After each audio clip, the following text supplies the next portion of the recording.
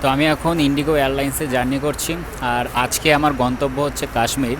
তো কাশ্মীরে যাওয়ার জন্য প্রথমে আমি ট্রেনের টিকিটের জন্য ট্রাই করেছিলাম, কিন্তু এখন যা কাশ্মীরের সিজন বলতে পারো, ট্রেনের একটাও সিট পাইনি।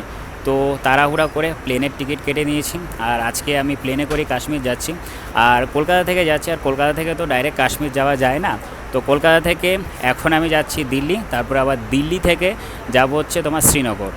আর কলকাতা থেকে যে প্লেনে উঠেছি এখন বর্তমানে, এই প্লেনটা তোমার ছেড়েছে হচ্ছে রাত্রি 1:40 নাগাদ।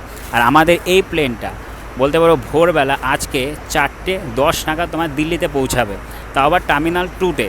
তারপর আমাদের আবার বলতে পারো শ্রীনগর যাওয়ার জন্য টার্মিনাল 3 থেকে ফ্লাইট আছে, যেটা আবার দিল্লি এয়ারপোর্ট থেকে ছাড়বে হচ্ছে সকাল 6:40 নাগাদ। আবার আমাদের বলতে পারো সকাল মানে আজকে 8:10 নাগাদ কিন্তু আমাদের শ্রীনগর পৌঁছে দেবে। আর আজকে শুধু আমি জার্নি করছি না, আমার সাথে দিদিও জার্নি করছে। আর আমি এখন একটু বিজনেস ক্লাসে এসে বসেছি, তার কারণ বিজনেস ক্লাসটা দেখো পুরোটাই ফাঁকা।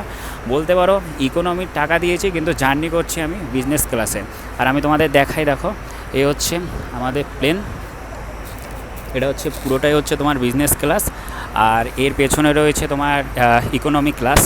আর ভালো লাগছে একদিকে কি যে ফাঁকা আছে তাই বসে গেছি, মানে ইকোনমির টাকা দিয়ে আমি বিজনেস ক্লাসে জার্নি করছি। তো আমার ইউটিউব চ্যানেলে কিন্তু কাশ্মীরের ভিডিওগুলো আসবে, তোমরা কিন্তু অবশ্যই দেখবে।